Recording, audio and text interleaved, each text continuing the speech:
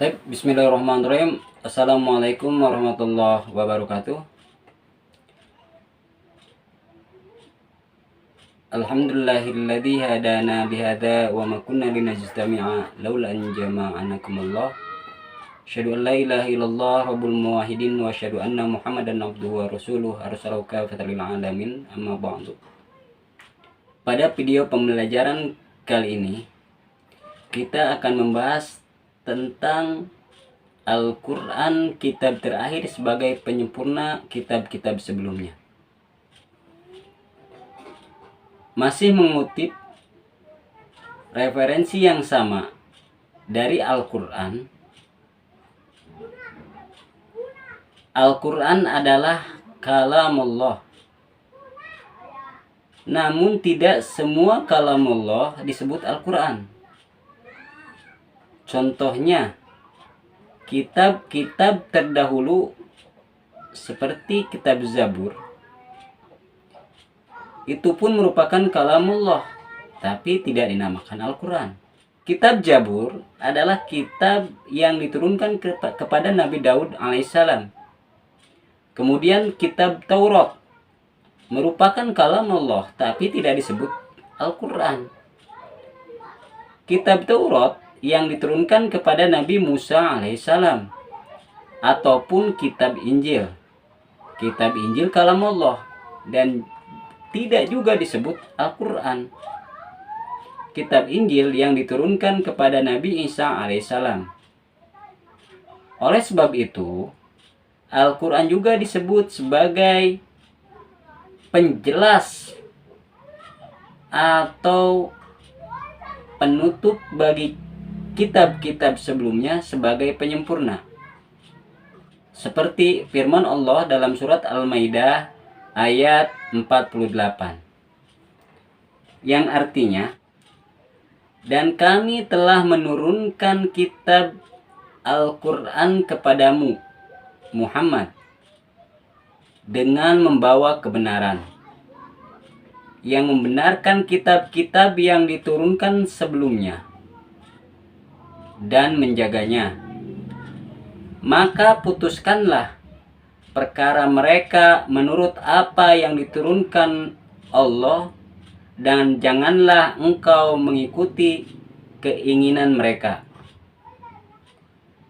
dengan meninggalkan kebenaran yang telah datang kepadamu untuk setiap umat di antara kaummu. Kami berikan aturan dan jalan yang terang. Kalau Allah menghendaki, niscaya kamu dijadikan satu umat saja. Tetapi Allah hendak menguji kamu terhadap karunia yang telah diberikan kepadamu. Maka berlomba-lomba berbuat kebajikan. Hanya kepada Allah kamu semua kembali, lalu diberitahukannya kepadamu tentang apa yang dahulu kamu perselisihkan. Dalam buku Pemikiran Islam oleh Budi Munawar Rahman menyebutkan bahwa kedudukan Al-Quran menjadi pembenar atau musaddiq, penguji atau penentu atau muhammin, dan pengoreksi atau furqan terhadap penyimpangan yang terjadi oleh para pengikut kitab-kitab terdahulu atau kitab-kitab sebelumnya. Penegasan tersebut tujuannya agar setiap orang yang beriman bisa menyadari segala kekurangan atau kekurangfahaman mereka atas wahyu Allah yang ada dalam kitab-kitab suci. Dasar pandangan beliau adalah sesuai dengan firman Allah dalam surah Al-Maidah ayat 42 sampai dengan 48. Al-Quran juga menjadi penyempurna kitab-kitab sebelumnya. Dilihat dari bagaimana proses turunnya Al-Quran itu sendiri. Mengutip buku Kedahsyatan Membaca Al-Quran oleh Amirullah Syarbini dan Sumantri jam hari, Quran diturunkan secara bertahap kepada Rasulullah Shallallahu Alaihi Wasallam atau tadarmuz, dan tidak dilakukan secara sekaligus. Hikmahnya adalah agar ajaran Al-Quran kemudian bisa diaplikasikan secara bertahap dalam kehidupan sehari-hari, dan tuntunannya sesuai dengan perkembangan zaman. Salah seorang sahabat bertanya kepada Rasulullah Shallallahu Alaihi Wasallam mengenai hal itu. Mengapa Al-Quran diturunkan tidak sekaligus? Kemudian Rasulullah menjawab bahwa Al-Quran diturunkan bukan hanya untuk dihafal, namun juga untuk diaplikasikan dalam kehidupan sehari-hari. Pengertian Al-Quran menurut istilah Al-Qur'anu huwa kalamullah al-munazzilu ala Muhammad alaihi wasallam al-muta'abbid bitilawatihi. Artinya, Quran adalah kalam Allah atau firman Allah yang diturunkan kepada Nabi Muhammad sallallahu alaihi wasallam, yang membacanya merupakan suatu ibadah. Artinya, kalam Allah yang bersifat mukjizat yang diturunkan kepada Nabi Muhammad Shallallahu Alaihi Wasallam, tertulis di mushaf, diriwayatkan secara mutawatir, dan membacanya adalah ibadah.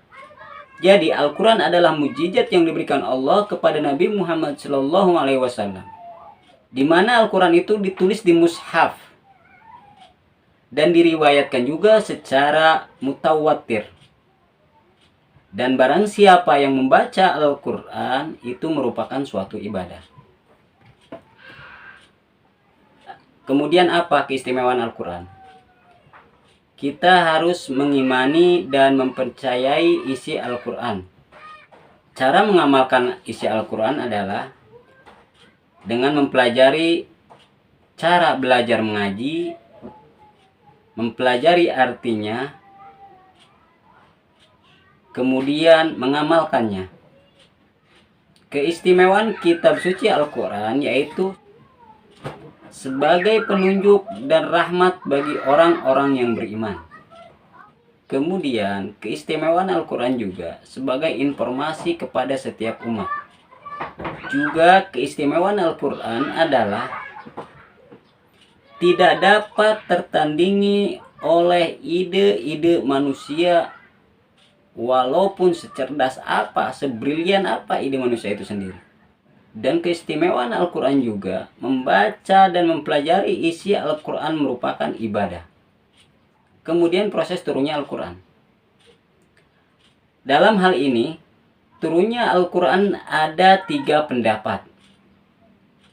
Yang pertama, Al-Quran turun sekaligus dari Lauhul Mahfuz ke langit dunia pada malam Lailatul Qadar. Kemudian diturunkan kepada Nabi Muhammad secara bertahap sejak diangkatnya beliau menjadi Rasul hingga wafat. Itu menurut pendapat yang pertama. Al-Quran turun sekaligus dari Lauhul Mahfuz ke langit dunia. Dari situ baruskan turun secara bertahap ke baginda Nabi besar Muhammad SAW.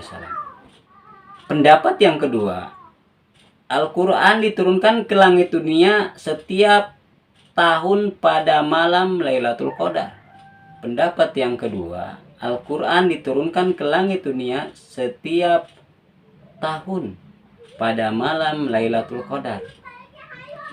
Kemudian diturunkan secara bertahap kepada Nabi Muhammad SAW. Jadi kita bisa ilustrasikan skema turunnya wahyu Al-Quran. Yang pertama adalah dari Lauhul Mahfuz secara sekaligus. Kemana? Ke Baitul Izza atau ke langit dunia. Itu turunnya sekaligus. Kemudian dari Baitul Izza atau langit dunia turun kepada Nabi Muhammad SAW secara bertahap atau secara secara berangsur-angsur. Kemudian Nabi Muhammad SAW menyebarkan melalui tradisi lisan atau hafalan kepada umat Islam. Jadi itu adalah skema turunnya Al-Quran. Al-Quran, kitab suci umat Islam, diturunkan berangsur-angsur, sudah jelas, kepada Nabi Muhammad SAW melalui Jibril sebagai penggenap dan penyempurna kitab-kitab sebelumnya. Demikian penjelasan mengenai mengapa Al-Quran disebut sebagai kitab penyempurna dari kitab-kitab sebelumnya. Semoga bermanfaat. Wa minkum. Wassalamualaikum warahmatullahi wabarakatuh.